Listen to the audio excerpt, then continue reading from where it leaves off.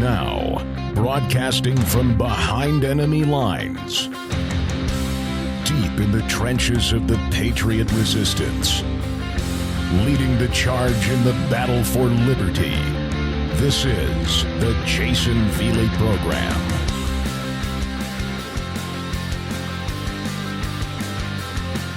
Hello folks, Jayson Veley here. Welcome to the show.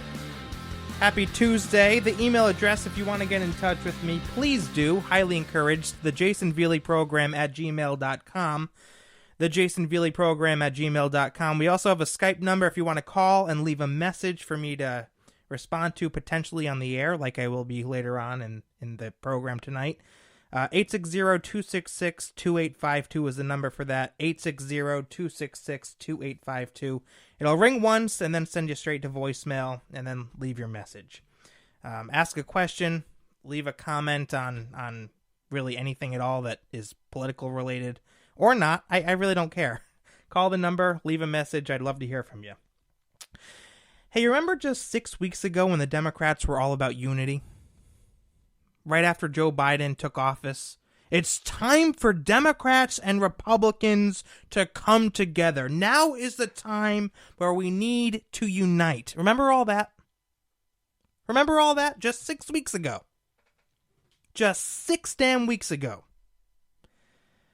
You know, I was thinking when I was doing show prep, folks, a great way to show unity, if the Democrats, really meant it, if Joe Biden really meant it, would have been to immediately start addressing Republicans' very real concerns over widespread election fraud, right? I mean, you'd be hard-pressed to find a Republican in this country who's not, at least somewhat, if not severely concerned about that.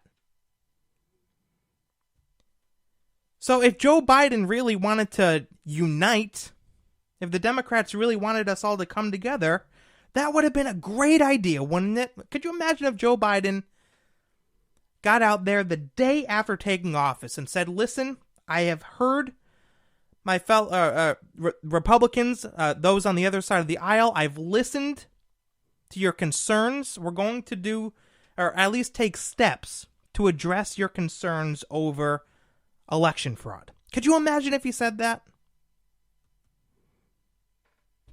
But he didn't.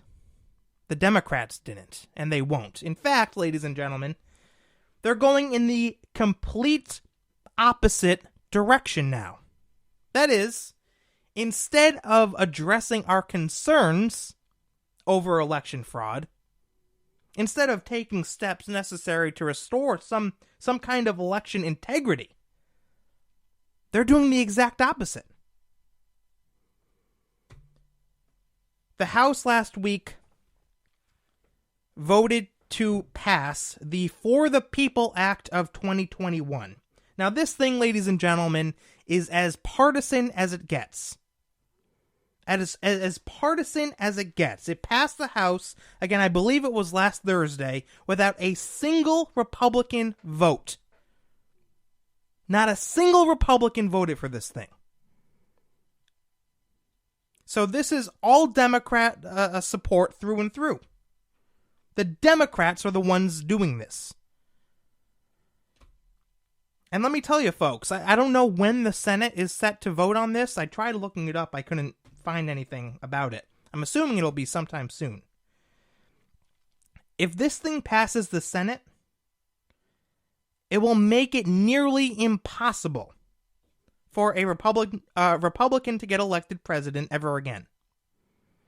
This thing is dangerous. This bill is incredibly, incredibly dangerous. It is a threat to future generations. It's a threat to freedom. It's a threat to election integrity. I want to tell you a little bit about it tonight. There was a great piece written in The Federalist by Joy Pullman. 15 insane things in Democrats' H.R. 1 bill, that is the For the People Act, to corrupt elections forever. Folks, I'm not going to detail every single thing that's in the bill.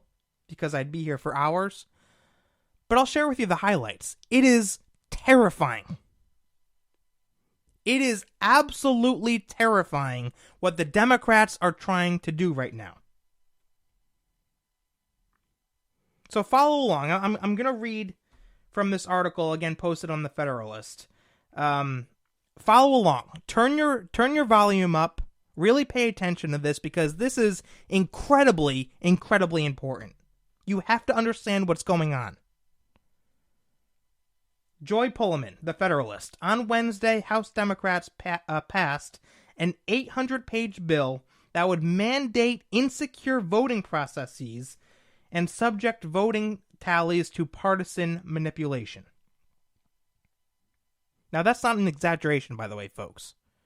There is no exaggeration there. That's what it does. She writes, it's a slap in the face to half of Americans, including many Democrats, who believe the 2020 election was riddled with fraud and errors, largely due to the rapid expansion of mail-in balloting and other suspensions of state election laws. Now listen to this.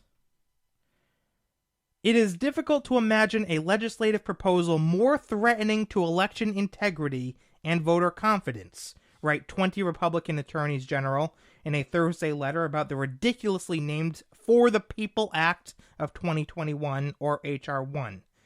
It is a ridiculous name, by the way. Democrats have made the bill their top priority this Congress to permanently cement their current unified control of the federal government.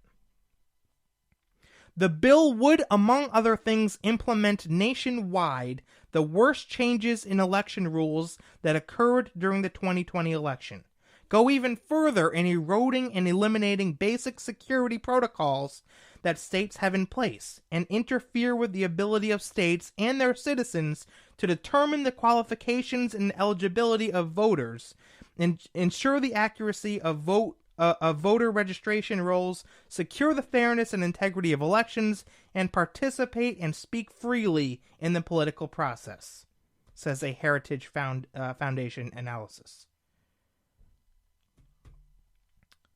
So let's go through this a little bit.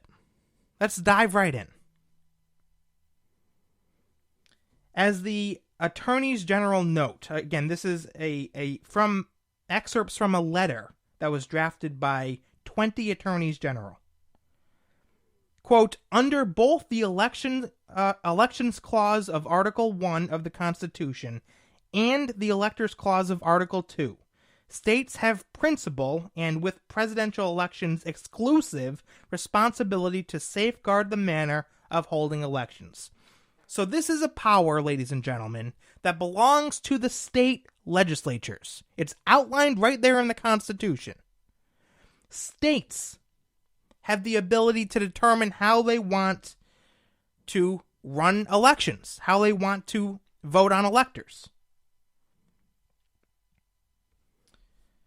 Yet the Constitution expressly affords the states, not Congress, the power to determine how presidential electors are selected. Mandating mail-in voting, this is what the bill does. Mandating mail-in voting. Okay, so states don't have a choice in this. They have to allow mail-in voting. Requiring states to accept late ballots. That's something else that's in the bill. Requiring states to accept late ballots. Overriding state voter ID laws. And mandating that states conduct redistricting through unelected commissions all violate a state's constitutional authority in conducting elections. So, folks, I'm going to get more into it in just a minute. But those are the key talking points here. This is what H.R. 1 does. This is what the For the People Act does. It mandates mail-in voting. It requires states to accept late ballots. Override state voter ID laws. So the states really have no say in how they choose their electors and how they conduct their elections, even though the state gives them the power to do it. This is completely and utterly unconstitutional. So let's look at this. The mail-in ballots mandate. This is again from the Federalist. Rather than reject the 2020 electoral chaos caused by bureaucrats suspending state election laws to further unreliable mail-in voting and suspend legal deadlines for mail ballots, H.R. 1 would mandate this electoral chaos forever. So what they're saying is, even though there was chaos in the 2020 election, caused in large part by mail-in ballots, Democrats in H.R. 1 are mandating that states do mail-in ballots. Accept mail-in ballots.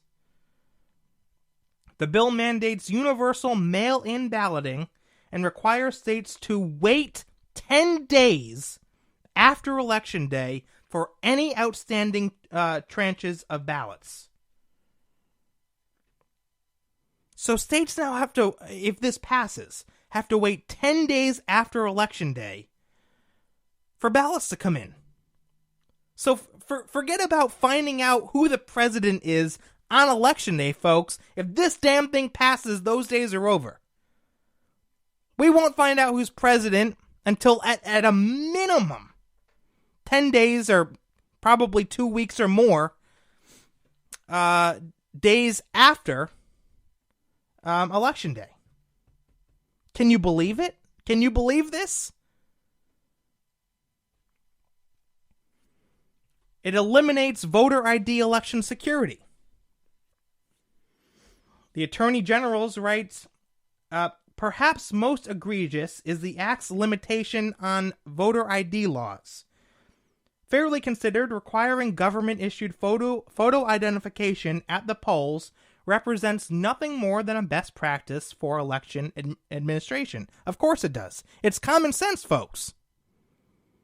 It's common sense to require a photo ID to vote. You need a photo ID to buy booze. You need a photo ID to get on a damn plane.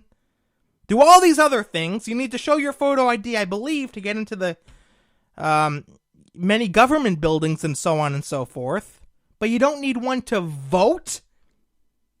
To take part in the American election process? These Democrats, folks, I'm telling you, they're nuts. They are unhinged. After a brief overview of this history of bipartisan support for voter ID laws, the letter from these attorneys general continues, quote, voter ID laws remain popular, with 35 states requiring some form of documentary personal identification at the polls. Yet the act, if passed, would dismantle meaningful voter ID laws by allowing a statement, a substitute for prior issued document-backed identification, to attest to the individual's identity, and that the individual is eligible to vote in the election. So they're essentially saying that states can't require a photo ID. Is this unconstitutional? Absolutely it is.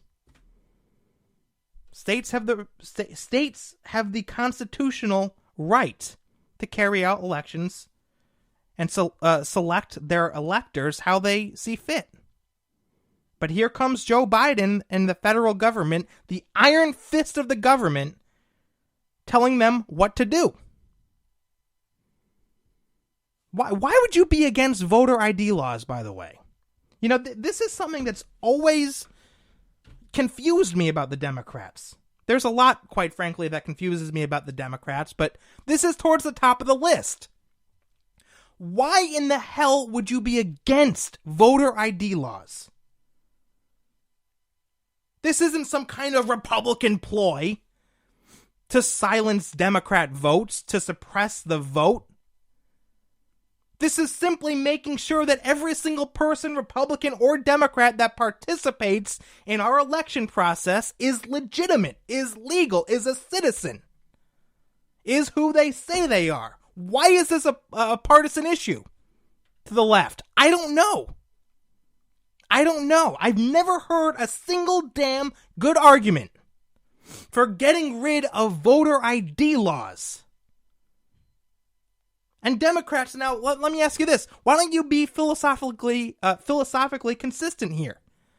If you want to get rid of voter ID laws for voting, Why aren't you proposing that we get rid of voter ID for buying alcohol? For renting a car? For driving a car? For getting on an airplane? Why aren't you advocating that? Let's move on here. There's just so much to unpack, folks. The bill registers millions of criminally present foreign citizens to vote. By forcing states to automatically and duplicatively register all people to vote through government outposts such as motor vehicles, state universities, and welfare agencies, H.R. 1 would register millions of illegal migrants to vote in the United States. And that's really what they want, right, folks? That's really what they want. There's been surveys done, studies done that suggest that illegally present foreign citizens, when they vote, it's overwhelmingly for Democrats. The Democrats know this. They know this, and they're taking advantage of it. So again, what they're doing is they're forcing states to automatically register everyone to vote through government outposts, i.e., motor vehicles, state universities, people on signed up for welfare, and so on and so forth. They're just taking these lists and saying, okay, anyone on this list for this state university or for this government program or what have you, you're automatically registered to vote. Gee, you think there's going to be any fraud there? This bill would essentially create de facto voting rights for the tens of millions of non-citizens in the United States. Under this bill, states must automatically register every adult and are legally prohibited from inspecting or checking whether anyone who votes is legally eligible to do so. I mean, it's unreal. It's unreal. If you look at this bill and you come to some kind of conclusion, any conclusion other than this is an attempt to control the federal government for decades to come, this is an attempt to control the entire election process, you might want to get yourself checked in somewhere. If you don't come to that conclusion, you have a few screws loose. There's no other way to say it. And it goes on and on and on. I encourage you. Oh, by the way, let me read this one more. There's so much here, folks, and I don't want to spend the entire show talking about this. But listen to this. H.R. 1 would also require states to allow 16-year-olds and 17-year-olds to register.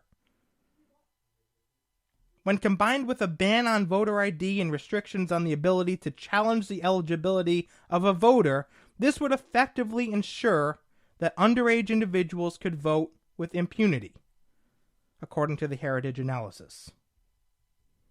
In Section 1091, the bill establishes a federal pilot program in public schools to register 12th graders to vote. This is a blatant attempt to push elections Democrat, as polls have shown for decades. The younger people are, the more likely they are to vote Democrat. And I'll add on to that. You think these public school systems would openly encourage students, I'm talking about teachers now, faculty, would openly encourage students, 12th graders, to vote Democrat? I mean, I could see it perfectly. This pilot program that's going to be set up in public schools. I could see it. There's going to be posters all around these schools saying, 12th graders, sign up to vote, sign up to vote. And then teachers are going to, in their classrooms, encourage them to vote Democrats. I guarantee this is what's going to happen.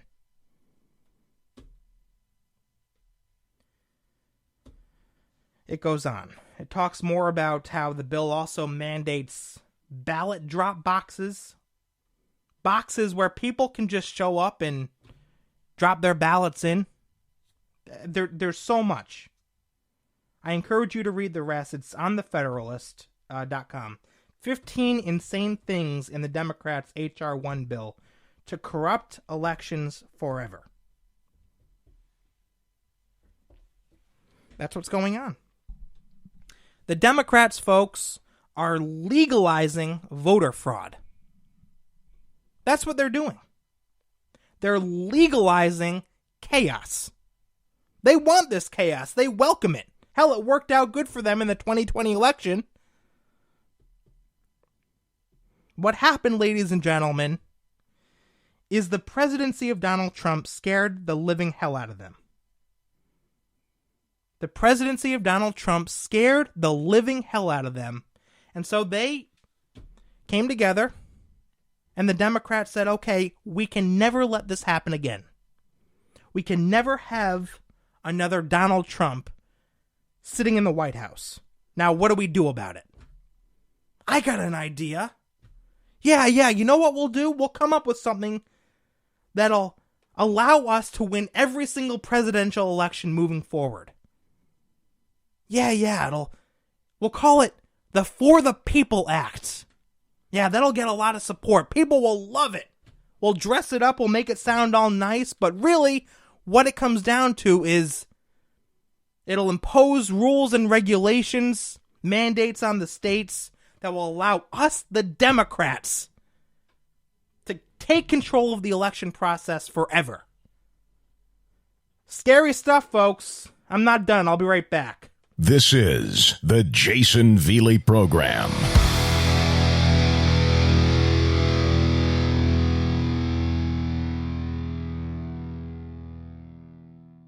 Conservatives. How many times have you been called a racist by someone on the left? What about sexist, bigoted, homophobic, xenophobic, right-wing radical extremist? These are all buzzwords that liberals use as a means of labeling conservatives as something that they're not. And let me tell you something, I, like most of you, am getting pretty damn sick of it. That's why I started my own conservative comedy series, Living with a Liberal. Hosted on the popular video sharing app TikTok, Living with a Liberal features two fictional characters, played by yours truly, whose political differences could not be more obvious. It's a comedic take on the modern-day liberal Democrat, because if they can brand us as racists and bigots, we can brand them as triggered, oversensitive snowflakes. Check out Living with a Liberal today on TikTok. Just search Jayson Veley and you'll be taken right to my homepage. I have over 100 episodes on there, so you won't be short on content anytime soon. Enjoy.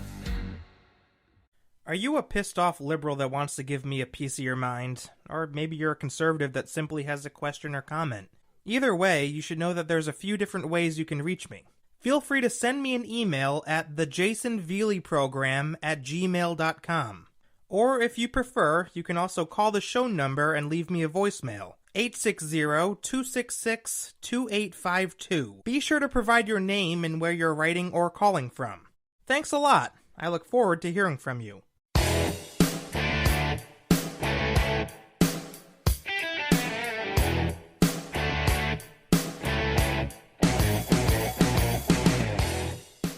I tell you what, folks, we conservatives are in for a rough 4 years. We really are.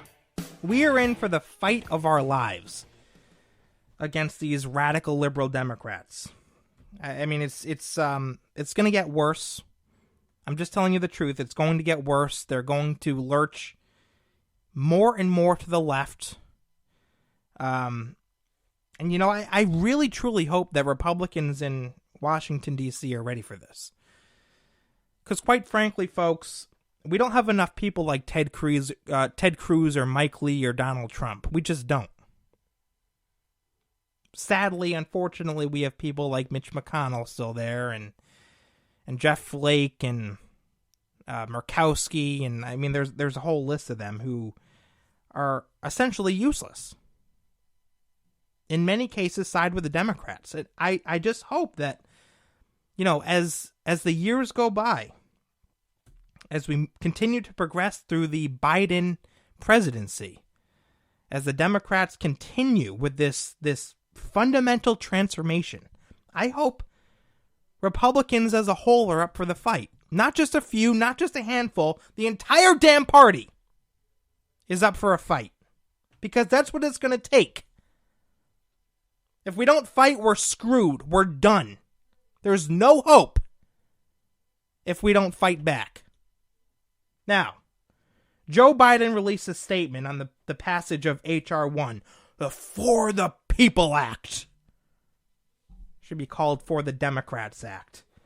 He released a statement on, it was March 4th, so last week. I'm not quite sure what day that is. I think it was last Thursday or last Wednesday. But anyway, let me read you this statement. Let me read you this statement from Joe Biden. In the wake of an unprecedented assault on our democracy. Now already, the first sentence, what the hell is this guy talking about? What is he talking about? An unprecedented assault on our democracy? The only assault on our democracy, Joe, was the assault that you and your liberal pals launched on the election process. On us conservatives, on Donald Trump. In the wake of an unprecedented assault on our democracy, a coordinated attempt to ignore, undermine, and undo the will of the American people never before seen in our history. Actually, it was seen, Joe, 4 years ago, when Donald Trump defeated that witch Hillary Clinton. I said witch with a W, folks, not the other. Fair and square. And you Democrats for years. Oh, Russia collusion, Trump's illegitimate. Don't tell me about ignoring the will of the people. And a new wave of aggressive attacks on voting rights taking place in states across the country. I applaud Speaker Pelosi in the House of Representatives for passing H.R. 1, the For the People Act, that is, For the Democrats Act of 2021. Attacks on... See, this is the way they speak. Attacks on voting rights. Us conservatives that want to restore election integrity, we're attacking voting rights. We're trying to uphold the rule of law. We're trying to keep things fair. You Democrats aren't. The right to vote is sacred and fundamental, the statement reads. It is the right from which all of our other rights as Americans spring. This landmark legislation is urgently needed to protect that right, to safeguard the integrity of our elections. Safeguard the integrity of our elections.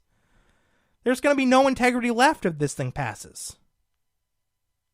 See how they dress it up? For the People Act.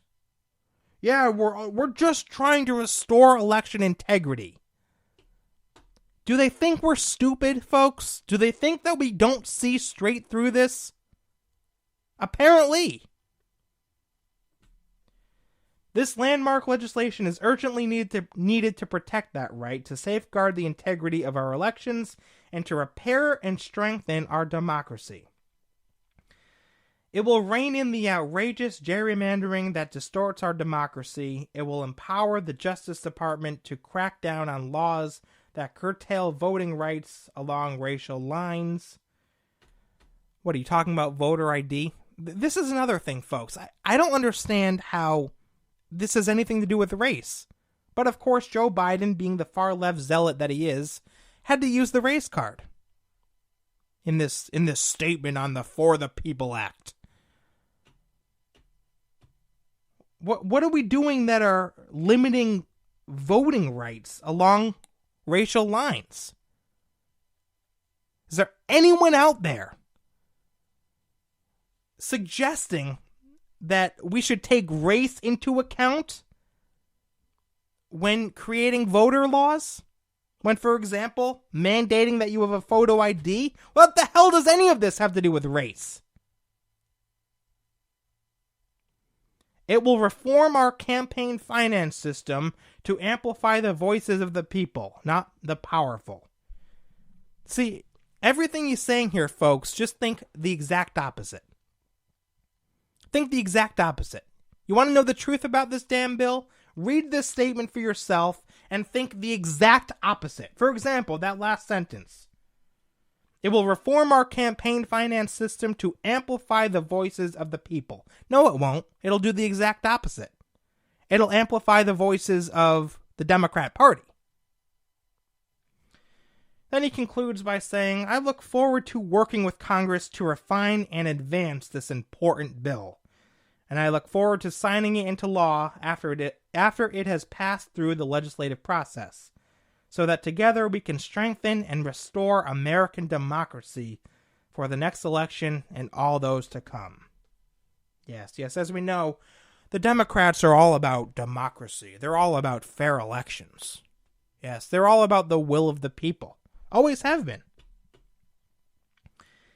I tell you what, folks, the states need to fight this. We need to do anything possible to stop this, to fight back against this. This is incredibly terrifying.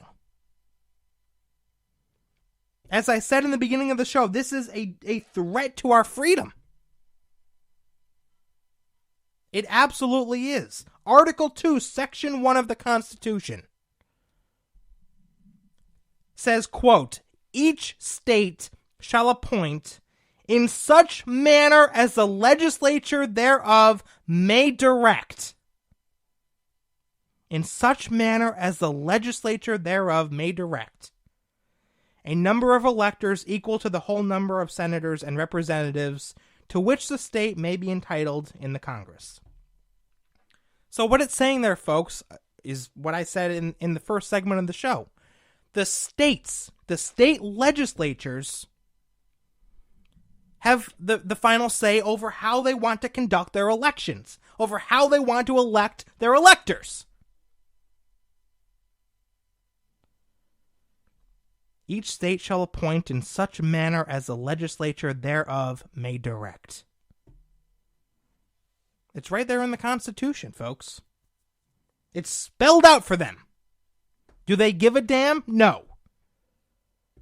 Because the Constitution is a roadblock. The Constitution must be ignored. There's no other way to accomplish what they want to accomplish in this country. There's no other way to do it. Barack Obama, towards, the beginning of his presidency, talking about fundamental transformation. There's no possible way to fundamentally transform this country without subverting the United States Constitution, without ignoring it, without rendering it completely and utterly irrelevant. That's what they're doing.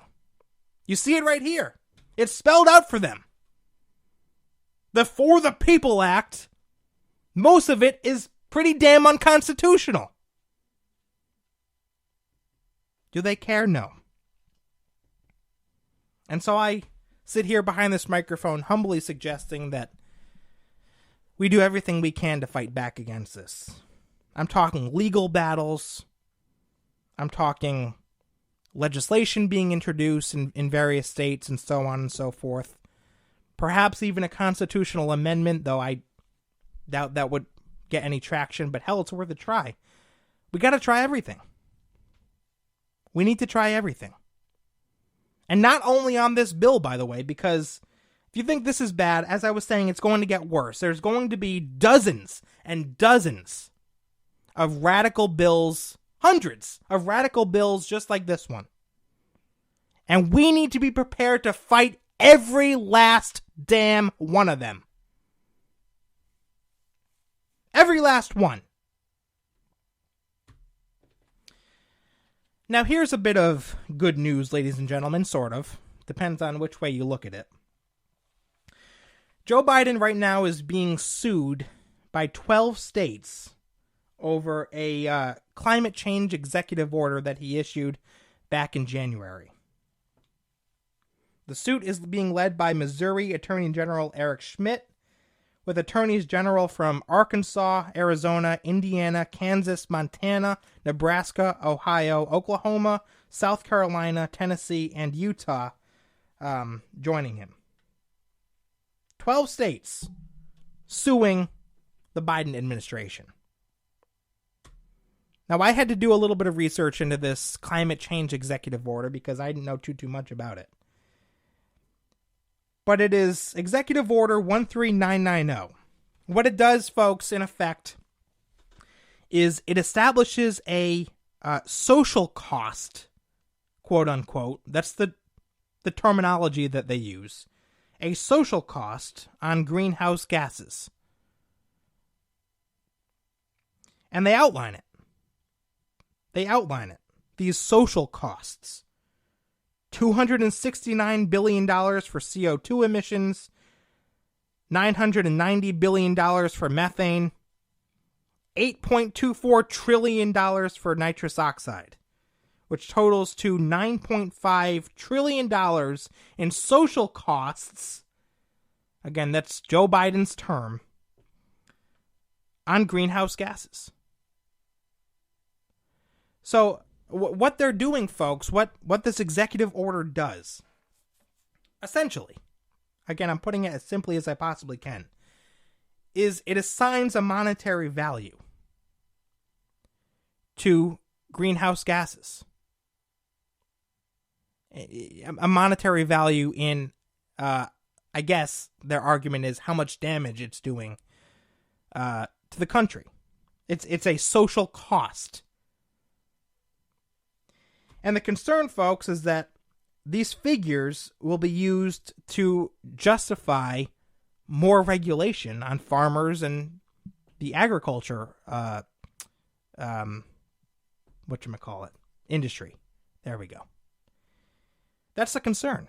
That that Joe Biden is doing this, establishing these social costs, because it will entice, or at least justify, more regulations.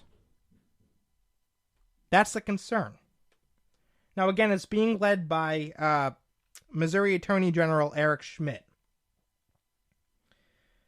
who says, under President Biden's executive order, which he didn't have the authority to enact, these hardworking Missourians who have lived and worked this land for generations could be left in the dust. Wrote this in a press release. He goes on, in practice, this enormous figure, the $9.5 trillion social cost of greenhouse gases, will be used to justify an equally enormous expansion of federal regulatory power that will intrude into every aspect of Americans' lives, from their cars to their refrigerators and homes to their grocery and electric bills. It'll invite regulations. No, but the Democrats, they're not just about regulations, don't you know? No, the Democrats, they believe in freedom. Oh, yeah, they believe in the will of the people. Hell, they named an entire act For the People Act of 2021. They're pro-we the people. The lawsuit argues, this is Fox Business, the lawsuit argues that Biden's order does not have the authority to set values for the social costs of carbon, methane, and nitrous oxide that will be used by regulatory agencies. It will be used to inflict untold billions or trillions of dollars of damage to the U.S. economy for decades to come, the suit states. So I guess that's, again, it's good news depending on how you look at it. It's good news if you look at this and say, okay, good, some states are fighting back against Joe Biden. Biden's being sued by 12 states. It's bad news if you look more into the executive order and look at solely what Joe Biden's trying to do. But there you go. There you go. Folks, I tell you what, this president of ours is tyrannical. He is power hungry. Takes me back to the Obama era. It really does. I guess that's just the nature of the beast. That's just the nature of modern day progressive leftists. They're power hungry. All they care about is power. They're willing to do anything to maintain power. Come out with new legislation, shattering the election system to ensure that they always get elected and Republicans never can get elected.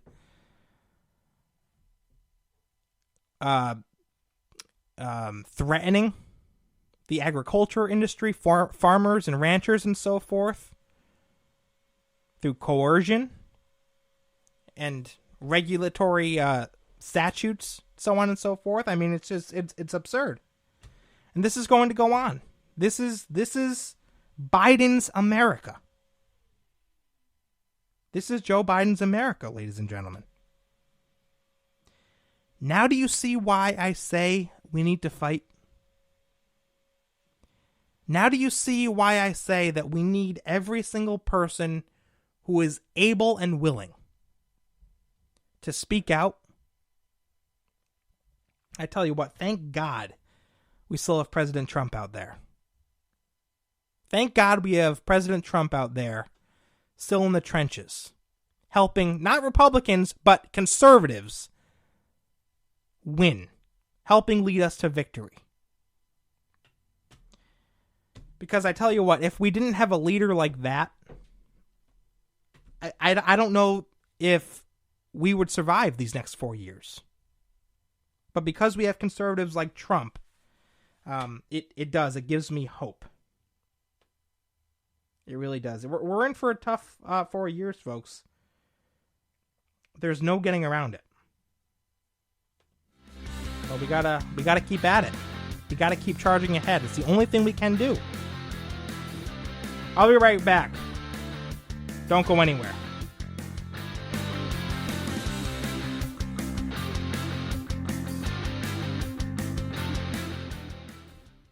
Conservatives. How many times have you been called a racist by someone on the left? What about sexist, bigoted, homophobic, xenophobic, right-wing radical extremist? These are all buzzwords that liberals use as a means of labeling conservatives as something that they're not. And let me tell you something, I, like most of you, am getting pretty damn sick of it. That's why I started my own conservative comedy series, Living with a Liberal. Hosted on the popular video sharing app TikTok, Living with a Liberal features two fictional characters, played by yours truly, whose political differences could not be more obvious. It's a comedic take on the modern-day liberal Democrat, because if they can brand us as racists and bigots, we can brand them as triggered, oversensitive snowflakes. Check out Living with a Liberal today on TikTok. Just search Jayson Veley and you'll be taken right to my homepage. I have over 100 episodes on there, so you won't be short on content anytime soon. Enjoy. Are you a pissed off liberal that wants to give me a piece of your mind? Or maybe you're a conservative that simply has a question or comment? Either way, you should know that there's a few different ways you can reach me. Feel free to send me an email at thejasonveleyprogram@gmail.com. Or if you prefer, you can also call the show number and leave me a voicemail. 860-266-2852. Be sure to provide your name and where you're writing or calling from. Thanks a lot. I look forward to hearing from you.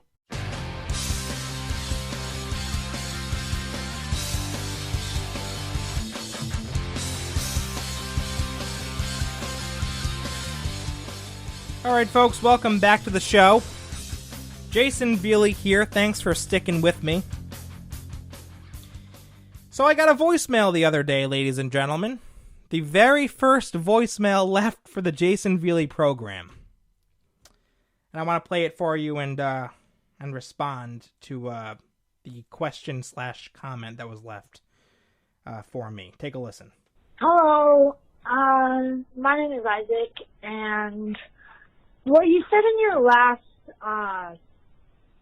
podcast or your Jayson Veley show, that thing, what you said about your little talk show with your friend, that really inspired me. All right, let me stop right there, just to provide a little bit of context.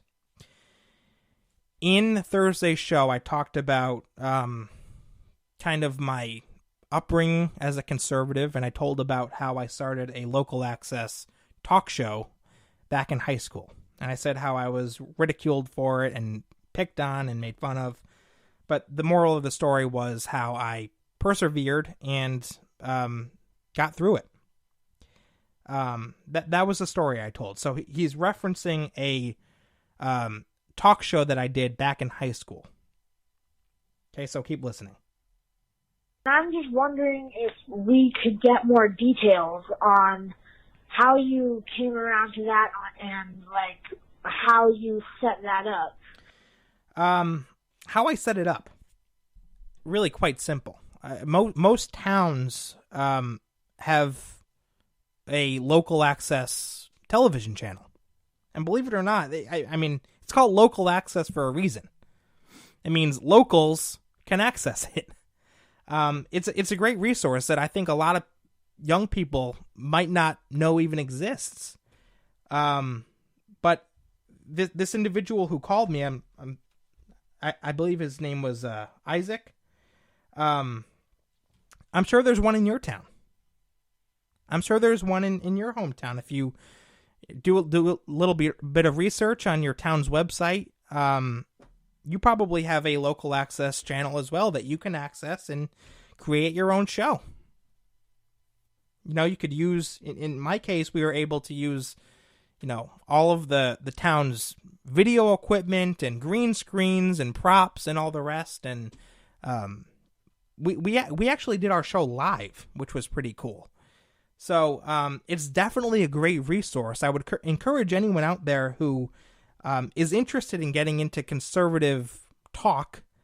If you're not going to do radio, you know, this might be another good option. If you're not camera shy, if you're, you know, fairly good at speaking on camera, go for it. See if there's, you know, a local access channel in your area and help fight the good fight. There's a little bit more to his message. Keep listening. Because I would not know where to start. Well, there you that, go. Honestly. And one more thing. I love your Living with a Liberal series and your podcast, but also, when is the next Sean and Drew podcast? Because I know lots of people have been waiting for the next one. Well, thanks. Bye. Thank you so much for your call. I appreciate that, and I'm really happy to hear that you liked the Sean and Drew podcast. A lot of people have been asking about this. I've been trying to answer this question as much as I possibly can on TikTok, but it's hard to keep up with so many comments. The Sean and Drew podcast is, at least for the time being, no longer continuing. Might jump back into it one day. It was a scripted podcast, for those of you who don't know. It was a scripted podcast featuring my two fictional characters, Drew and Sean. And it was fun. I did about 5 episodes of it, but the entire thing was scripted.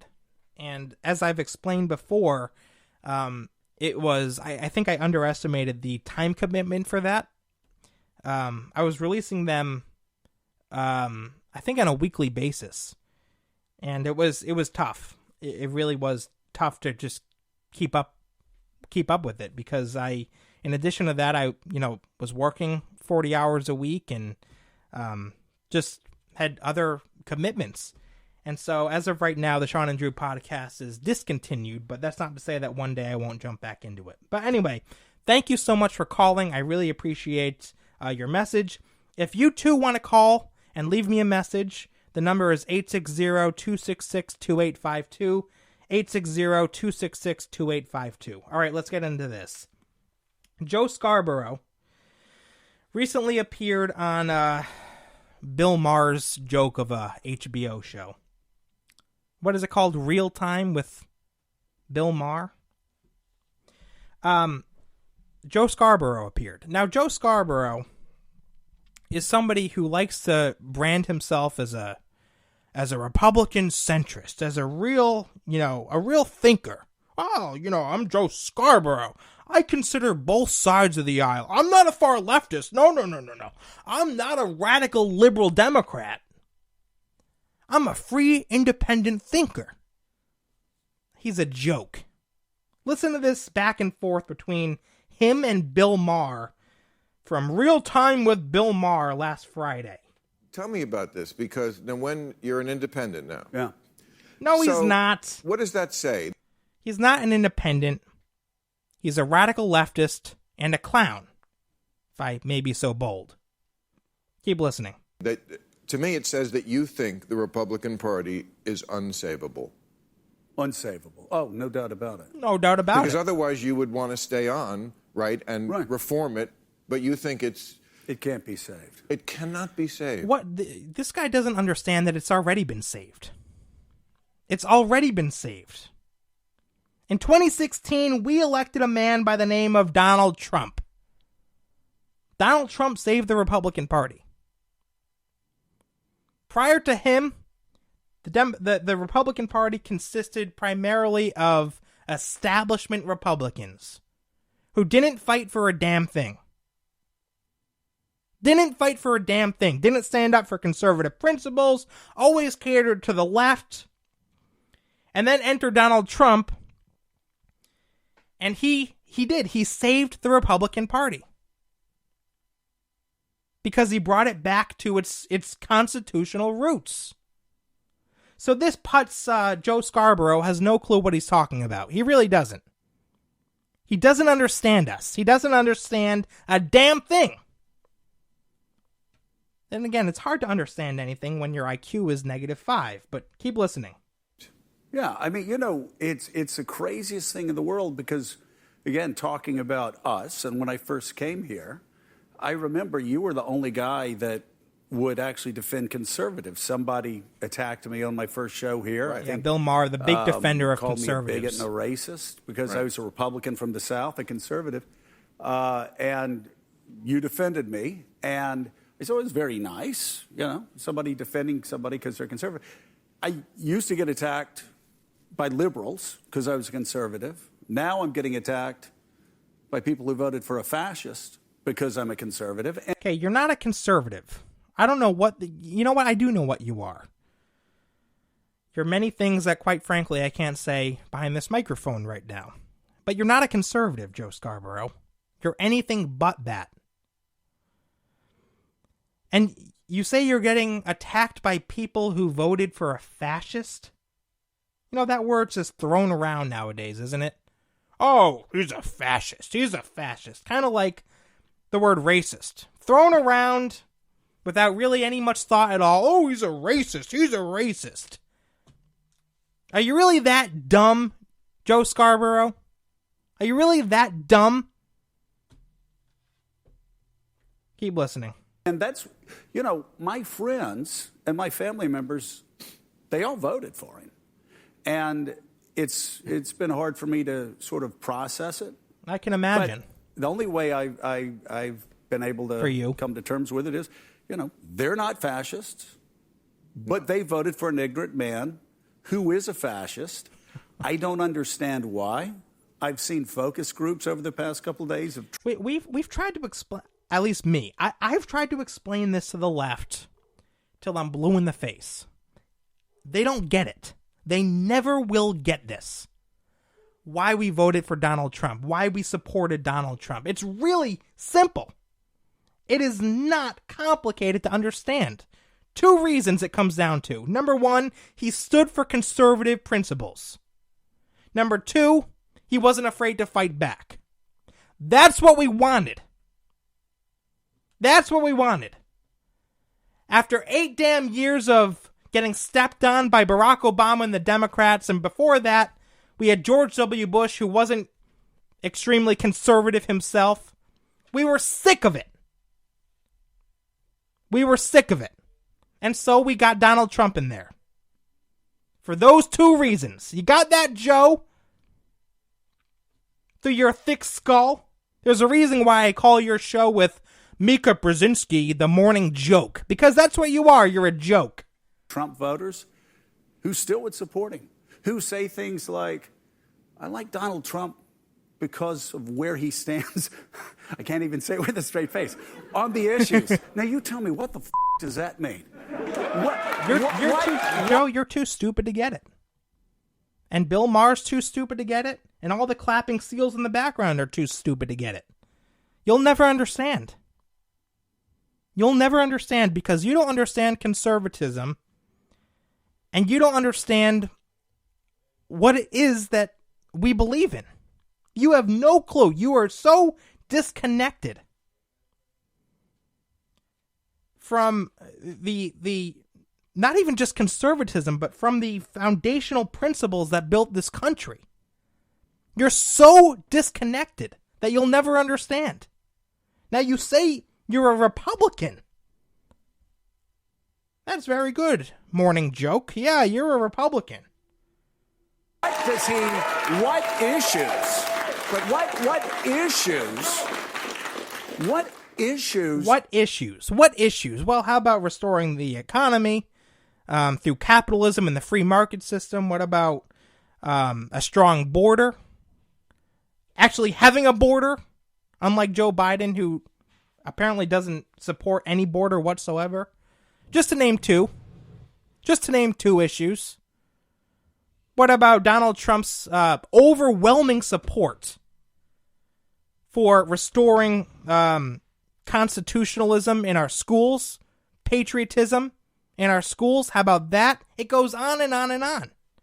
His America First policies, peace through strength. I mean, it just goes on and on. Now, I could repeat this over and over and over and over again to Joe Scarborough and people like him, but they'll never get it. They'll never get it. So really, I'm wasting my breath here. Let's finish up this clip. Does this guy share with conservatives? Biggest, what? He left with the biggest deficits ever, the biggest debt ever. He undercut all of our allies, all the allies that Reagan championed. He embraced Russia. I know, but he's gone. He John. didn't embrace I Russia. we're still talking about him. Because 75 million people. And I've got to say... All right, you know what? If Donald Trump embraced Russia, then Joe Biden is embracing Iran. How about that? And by the way, you know who else Donald Trump embraced? Unlike your fearless leader, Joe Biden, Joe Scarborough, you nut. Donald Trump embraced Benjamin Netanyahu. The Israelis, our Jewish allies, unlike Joe Biden. Just thought I'd share that in case you didn't know. All of my people, my tribe, they voted for him. So when I see these focus groups, I feel like it's that, you'll remember this movie, because you remember Chico Marx.